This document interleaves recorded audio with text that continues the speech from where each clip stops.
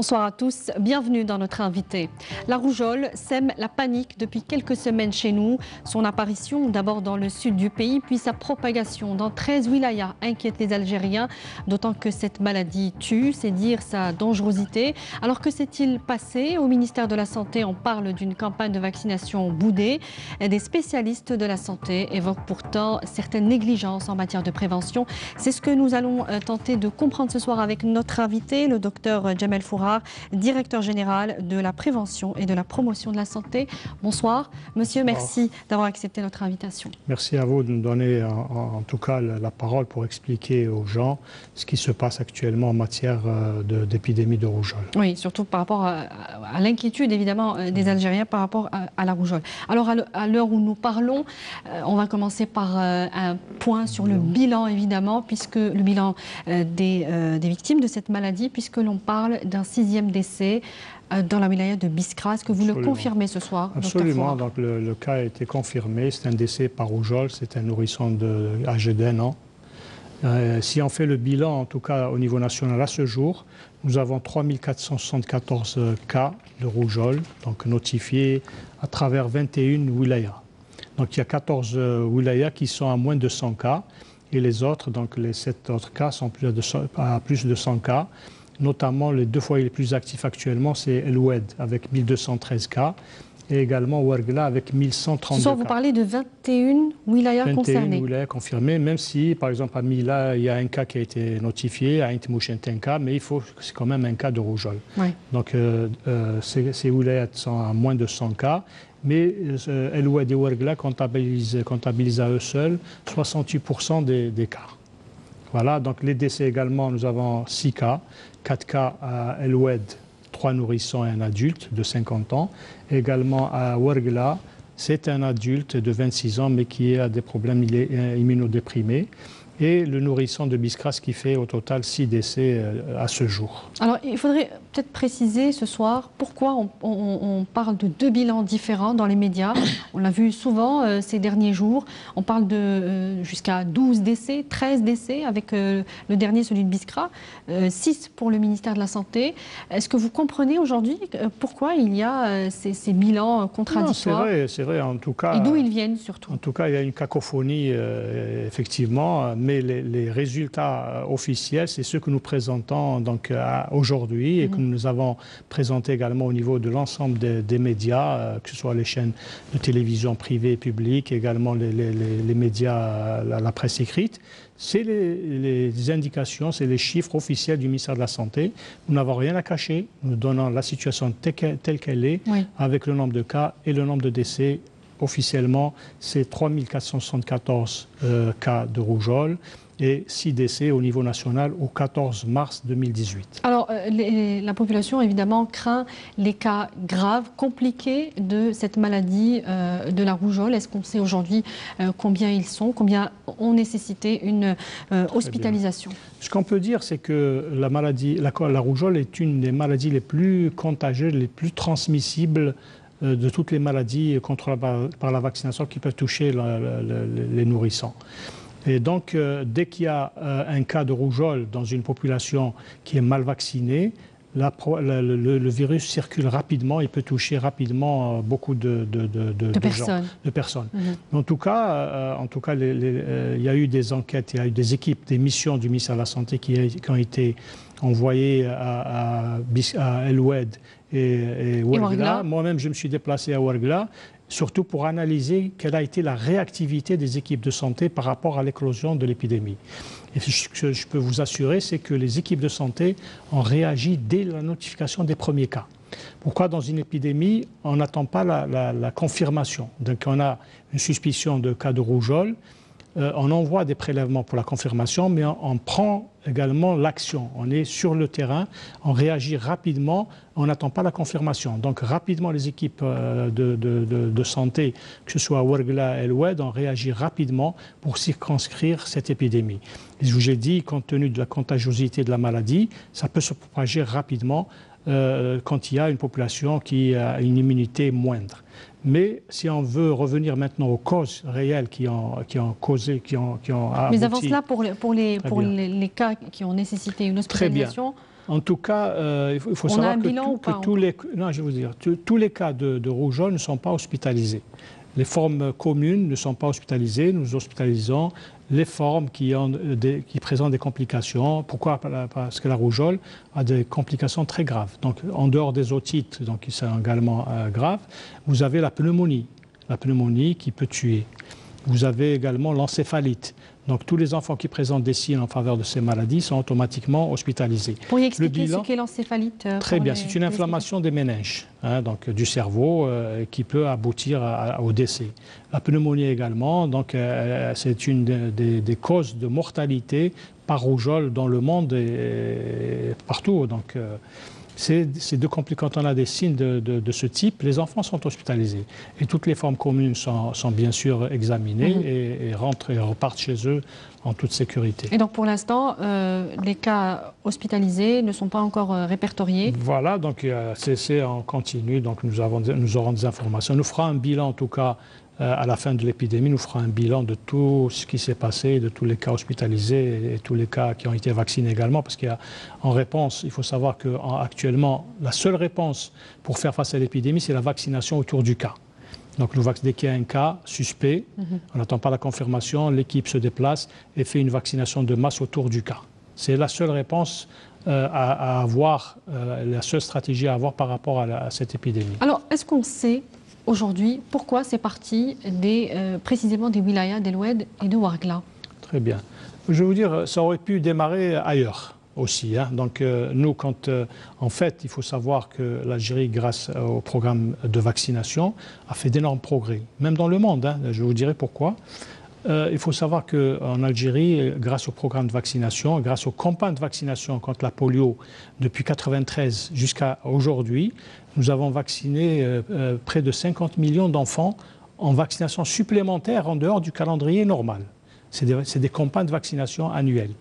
On a vacciné 50 millions d'enfants, ça veut dire 100 millions de doses de vaccins polio qui ont été distribués aux enfants. Et c'est grâce à ça que nous avons eu en novembre 2016 la certification par l'OMS de l'éradication de la poliomyélite en Algérie. Il y a 3 semaines, une équipe de l'OMS également est venue valider l'élimination du tétanos néonatal en Algérie. Nous n'avons pas de cas de diphtérie depuis 2007. Donc il y a des indicateurs, des résultats. Depuis 2003, nous n'avons pas enregistré de cas de décès par rougeole. Il faut savoir que c'est vrai que nous avons connu 2 importantes épidémies en 1996 et en 1997. Et nous avons fait face avec des campagnes et l'intégration et le changement du calendrier de vaccination avec l'intégration d'une dose de rappel de vaccin anti-rougeoleux à l'entrée scolaire. Et ensuite, en 2003, nous avons eu une flambée. Nous avons organisé une vaste campagne de vaccination qui a touché les enfants de 9 mois à 14 ans, avec près de 10 millions d'enfants vaccinés.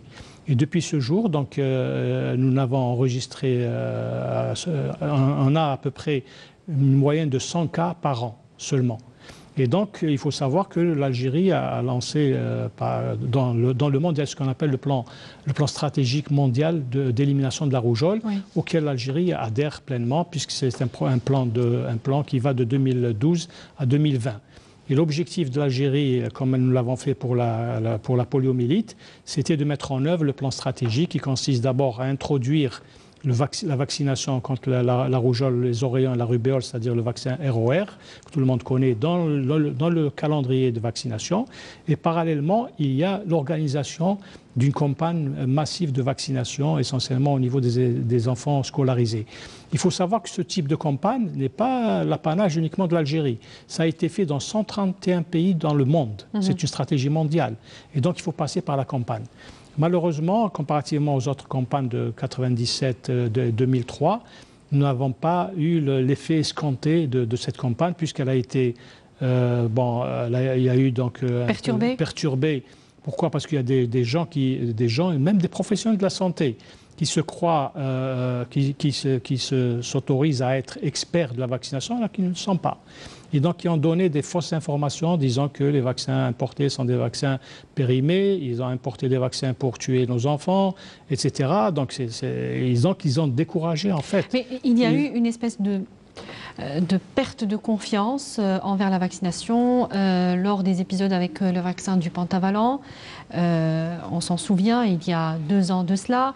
Le vaccin pour la grippe saisonnière aussi a créé un petit peu le débat sur l'efficacité des vaccins. Aujourd'hui, est-ce que vous pouvez constater, vous, au niveau de votre département, qu'il y a aujourd'hui une espèce de perte de confiance? Non, il y a une réticence, effectivement, nous l'avons noté. Mais pourquoi? Est-ce qu'il y a eu suffisamment de communication de la part du ministère, notamment, pour rassurer les populations? Oui, nous l'avons dit quand nous avons arrêté le pentavalent. Nous avons, à la suite du décès des 2 nourrissons dans une clinique privée à Rouiba, que ce vaccin a été retiré par mesure de précaution. Donc c'est par mesure de précaution. Et le mal était fait. Parce que, non, juste après le décès, on a arrêté par mesure de précaution parce qu'on a senti une réticence. Donc nous l'avons reporté sur l'ancien vaccin et donc ça a repris normalement. Mais en fait, la campagne qui devait toucher près de 6 millions d'enfants scolarisés dans le cycle primaire et moyen a été perturbée et en fait, ça rentrait, je vous ai dit, dans le cadre d'une stratégie mondiale, une stratégie nationale d'élimination de la rougeole, et on devait atteindre un taux de couverture d'au moins 95%. C'est pour éliminer la transmission. L'objet de la campagne, c'est dans un laps de temps, vacciner beaucoup d'enfants de manière à arrêter la transmission du virus sauvage. Et nous ne l'avons pas atteint. Oui. Nous avons atteint un taux de couverture, justement, le taux de couverture était de 45%. 45%, nous avons vacciné 3,5 millions d'enfants. Mais justement, et donc, avec ce taux faible de couverture vaccinale... Ça a été un des facteurs déclenchants de cette épidémie. Mais pourquoi, encore une fois, en matière de communication, le ministère ne s'est pas inquiété plus tôt de ce taux vaccinal très faible? Alors non, que ça vous pendant la campagne. Oui, vous escomptiez les 95%. C'est-à-dire avec la réticence, nous avons quand même continué la vaccination. Mais sans une véritable stratégie de communication pour attirer les réfractaires. Nous avons communiqué, mais vous savez, quand la rumeur est colportée un peu partout, la rumeur tue la raison et tue la vérité. C'est ce qui s'est passé. Nous avons quand même, nous ne sommes pas arrêtés là, nous avons continuer la campagne de vaccination, mais dans nos structures de santé pour que les gens se sentent peut-être plus en sécurité. Nous avons transporté... Par rapport aux établissements scolaires. Là, les parents viennent avec leurs enfants et ils voient comment les enfants sont vaccinés. Même avec ça, nous avons eu un taux un peu plus élevé que par rapport à celle de mars. Mais c'est toujours pas suffisant pour arrêter la transmission du virus de la rougeole. Et nous, comparativement donc, à cette campagne, on s'attendait à ce qu'il y ait des cas de rougeole.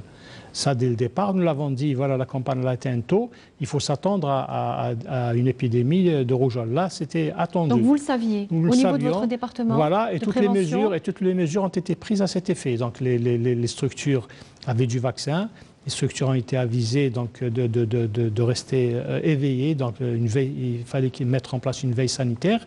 Et devant chaque cas, il y a une riposte rapide qui est faite au niveau de nos structures. Maintenant, les gens, effectivement, disent où est-ce qu'on peut vacciner nos enfants. C'est vrai que l'effet de la campagne est passé. Nous avons arrêté officiellement la campagne le 31 janvier 2018, mais nous avons instruit nos structures à l'effet de vacciner tout parent qui ramène son enfant. Il peut le faire vacciner au niveau d'une structure. Nous avons laissé la latitude aux parents de leur donner encore plus de chances de vacciner leurs enfants. C'est ce qui est fait. Alors aujourd'hui, cette flambée de rougeole, vous l'imputez tout simplement aux parents qui ont été réfractaires à la vaccination de leurs enfants. C'est-à-dire les parents aussi, il ne faut pas les blâmer parce que quand ils reçoivent des informations de gens qui ne sont pas... à la rumeur. Qui ont à la rumeur également. Écouter, on ne peut pas dire qu'ils ont une responsabilité. Parce qu'ils ont écouté de la rumeur, ils ont écouté des professionnels. Quand des professionnels de la santé déconseillent la vaccination des enfants, c'est vraiment très grave comme attitude professionnelle, c'est vraiment pas très professionnel. Ils donnent de fausses informations aux parents, c'est très grave. Alors aujourd'hui, comme on sait que les premiers cas de rougeole sont partis de Ouargla et d'El-Oued, il y a des professionnels de la santé qui contredisent un petit peu les assertions du ministère de la Santé, notamment, en l'occurrence, le professeur Abdelhamid Bengounia, chef de service épidémiologie au CHU Mustapha Bacha. Nous l'avons contacté, l'équipe de notre invité l'a contacté et il assure que le refus de faire vacciner, disons cette rumeur, a plus marché sur les habitants, sur les populations des grandes villes et beaucoup moins, selon lui, sur les populations du Sud qui, elles, sont rarement réfractaires ou hostiles à la vaccination, selon son expérience. Qu'est-ce que vous répondez à cela? Je vais vous donner juste un exemple. El-Oued, actuellement, c'est une wilaya qui vit une grosse épidémie. La commune d'El Mreyer, où il y a eu un taux de couverture pendant la campagne de 100%, ils n'ont aucun cas de rougeole. Ça, c'est une réponse naturelle, donc flagrante. L'épidémie est tout au niveau de la wilaya, mais cette commune où les enfants, particulièrement, qui devraient avoir en principe des cas de rougeole comme les autres communes de la wilaya, qui a réussi sa campagne et tous les enfants au niveau des établissements scolaires ont été vaccinés à 100%, ils n'ont aucun cas de rougeole. Pour vous dire que la vaccination aurait été un acquis et on n'aurait pas eu de cas de rougeole si tous les enfants ont été vaccinés durant cette campagne. Donc vous réfutez cette hypothèse que les populations du Sud ne sont pas forcément réticents face... Pas du tout. Au contraire, par exemple à Adrar, ils ont atteint un taux de 88% durant la campagne. Oui, c'est ce que dit le professeur Bengounia. Voilà. Il dit que les populations du Sud ne sont pas dans ce débat sur la vaccination, contrairement aux populations du Nord. Par exemple, à Ouargla et El-Oued, ils n'ont pas atteint 50% au cours de couverture vaccinale pendant la campagne. Donc ça explique également le fait que ces deux wilayas soient actuellement sous l'emprise d'une épidémie. Alors il assure aussi, le professeur Bengounia, qu'il est possible qu'il y ait eu au niveau même de l'opération de vaccination un problème et que les populations n'aient pas reçu, contrairement à ce que vous êtes en train de dire, n'aient pas reçu les vaccins, tout simplement. Ils n'ont pas été vaccinés. Ils n'ont pas été vaccinés. Si, dans certaines communes peut-être éloignées. Si, nous avons quand même ramené près de 7 millions de doses de vaccins qui ont été distribuées au niveau de l'ensemble des structures de santé. Et il y a du vaccin même qui reste actuellement au niveau des structures de santé. Donc pour vous dire qu'aucune structure n'a été délaissée en termes d'approvisionnement en vaccins. Donc tout le monde avait son vaccin pour vacciner les enfants de la commune. Il y avait suffisamment de vaccins pour les besoins nationaux? Absolument, pour cette année. Absolument. Concernant l'étude ou les études sur l'état immunitaire des populations sur le terrain, est-ce qu'aujourd'hui, votre direction s'attelle à faire ces études-là qui sont importantes et pour prévenir justement prévenir ce type de flambée? Bien sûr.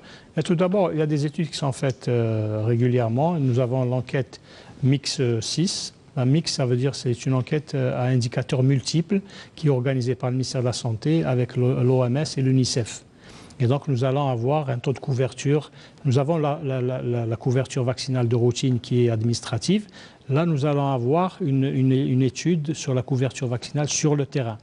Donc, il y a des équipes qui vont se déplacer, il y a une méthodologie qui vont se déplacer au niveau qui vont chez les gens.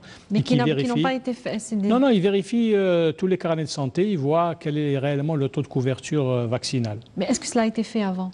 Bien sûr, ça a été fait à quelle 3 reprises. À trois reprises. Il y a à peu près la dernière, c'est 2013. La dernière, c'est 2012-2013. Et nous allons faire celle-là cette année.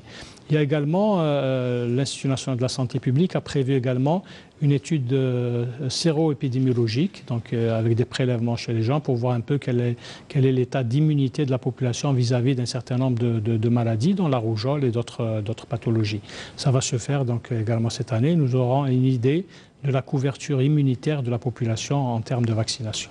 Et donc, est-ce que ça préviendra justement ce type d'épisode avec la rougeole? La prévention de ces épidémies, c'est la vaccination. C'est la seule stratégie. Vous vaccinez, vous n'avez pas d'épidémie, vous avez un bon taux de couverture vaccinale, vous n'aurez pas d'épidémie, vous avez un faible taux de couverture vaccinale, il faut vous attendre à avoir des épidémies. C'est ça la stratégie. Il faut savoir que la vaccination contre la rougeole, entre l'année 2000 et 2016, elle a sauvé 20 millions d'enfants de décès, de morts dans le monde. Grâce à la vaccination contre la rougeole, c'est un des meilleurs investissements dans la santé publique. Alors, concernant la validité des vaccins, vous dites que la chaîne de froid ne peut être mise en cause. Comment vous pouvez en être sûr, docteur Fourard, surtout particulièrement dans les villes du Sud où il y a des conditions climatiques très particulières, mais aussi des coupures fréquentes d'électricité, notamment dans les structures de santé. Je vais vous dire d'abord un mot sur l'acquisition des vaccins. L'Algérie achète des vaccins qui sont préqualifiés par l'OMS. Nous n'achetons pas de vaccin qui n'est pas préqualifié par l'OMS. Et en plus, ils subissent un contrôle de qualité au niveau de l'Institut Pasteur. Et donc, une fois le certificat de qualité est prêt, là, les vaccins sont distribués au niveau des structures de santé pour être utilisés pour la vaccination. Même les vaccins dont on a parlé à un moment qui étaient importés d'Inde, tous les vaccins qui sont imposés sont préqualifiés par l'OMS. Ça, c'est une des conditions primordiales de notre stratégie au niveau du ministère de la Santé. Ensuite, il y a une surveillance de la chaîne du froid depuis le fournisseur jusqu'au niveau de l'utilisation, au niveau des structures de santé, au niveau des réfrigérateurs des structures de santé. Il faut savoir que là où il y a les stocks de vaccins, il y a toujours, donc, dans la chambre froide, il y a un groupe électrogène qui est fonctionnel. Donc, il peut pas, dès qu'il y a une coupure d'électricité, le groupe électrogène qui prend le relais. Mais maintenant, grâce à la technologie qui est faite dans le domaine de la vaccination, il faut savoir que chaque flacon de vaccin et tous les vaccins que nous utilisons actuellement ont une pastille de contrôle de la température. Et elles nous permettent de voir si le vaccin a été conservé dans de bonnes conditions ou s'il a été exposé à de hautes températures. Une sorte de mouchard ? De mouchard, c'est un mouchard qui indique. Donc les gens ne peuvent pas vous mentir. Vous faites l'inspection de tous les flacons, vous pouvez savoir si la chaîne du froid a été rompue. Moi-même, en me déplaçant à Ouargla, dans le cadre de la mission d'appui aux équipes de santé, j'ai eu à vérifier l'ensemble des stocks de vaccins et à voir tous les flacons de vaccins qui étaient distribués, qui étaient au niveau des structures de santé. Et aucune n'a eu une pastille de contrôle perturbée qui montre que le vaccin a été exposé à de fortes températures. Donc là, et également au niveau de nos structures, il y a un relevé de température qui est exigé au niveau de chaque structure de santé. C'est-à-dire l'équipe, quand elle vient le matin, elle prend la température, elle est mise sur une feuille de température. Et l'après-midi, à la fin du travail, la température est reprise et on note également... Alors là, évidemment... Mais la sécurité la plus importante, c'est la pastille de contrôle, c'est le mouchard. Mais là, évidemment, le mouchard qui ne peut pas être vérifié par le patient lui-même, on est bien d'accord. Seul un professionnel peut savoir si un vaccin est valide ou pas, une exigence. Est actif ou pas. Voilà. Mais à ce moment-là, le facteur contrôle devient primordial. À quelle fréquence sont faits les contrôles dans les wilayas du pays, dans les structures de santé? Ils sont pour la validité des vaccins. Ils sont automatiques. Ils sont faits tous les jours. Il y a ce qu'on appelle... Par qui ? Au niveau des établissements, il y a le service d'épidémiologie et de médecine préventive. C'est lui la pierre angulaire de la prévention. Et c'est lui qui a la tâche d'approvisionner la wilaya, les structures de santé en vaccins, également qui est chargé du stockage et de la vérification du stockage et des conditions de température. Également, le CEMEP est chargé, le service de prévention, également chargé de la distribution au niveau de structures. Et également, il vérifie... Donc il n'y a pas eu de perte cette année pour les vaccins de rougeole? Non, il n'y a pas eu un signalement particulier sur les vaccins de rougeole dans toutes les wilayas du pays? Dans toutes les wilayas du pays, il y a du vaccin pour tous les antigènes. Ce n'est pas uniquement la rougeole, mais tous les vaccins sont disponibles au niveau national, au niveau des structures de santé. Alors, en termes de vaccination, où est-ce qu'on en est aujourd'hui? Et puis, par rapport aussi à la courbe de la rougeole, est-ce qu'elle est ascendante ou descendante? Puisque vous parlez d'une augmentation des cas enregistrés, 3700 cas. 3700 cas, peut-être c'est un chiffre qui fait peur, mais si, du point de vue épidémiologique, il faut parler du taux d'attaque. Le taux d'attaque, c'est-à-dire c'est le nombre de cas recensés de malades par rapport à une population exposée. Par exemple, si vous prenez le Ouargla ou El Oued, c'est 1 cas, moins de 2 cas pour 1000 habitants. En termes, c'est vrai que ça fait peur en effectif, en termes de nombre, mais si le taux d'attaque, c'est 1 cas pour 1000 habitants. Donc c'est relatif. C'est relatif. Donc voilà, il ne faut pas uniquement se focaliser sur le chiffre, mais sur le taux d'attaque qui est... Mais tout de même, il est en augmentation. Non, actuellement la courbe au niveau de Ouargla et d'El Oued, elle est stabilisée. Donc il faut savoir que du point de vue épidémiologique, vous avez les premiers cas, ensuite une phase ascendante, ensuite une phase en plateau, qui prédit donc une baisse de l'épidémie, et à la fin, ce qu'on appelle la queue de l'épidémie. Actuellement, c'est en plateau. Donc en plateau, donc ce sont les wilayas de Ouargla et El Oued qui vont déterminer un petit peu la stabilisation ou non de la maladie. Il y a une courbe des cas qui est faite du point de vue épidémiologique. C'est ça qui nous permet de suivre un peu l'évolution de l'épidémie. Nous traçons une courbe en fonction des cas qui sont notifiés quotidiennement, et nous voyons un peu l'évolution. Actuellement, la courbe est en plateau, ce qui augure donc d'une bonne évolution dans quelques jours.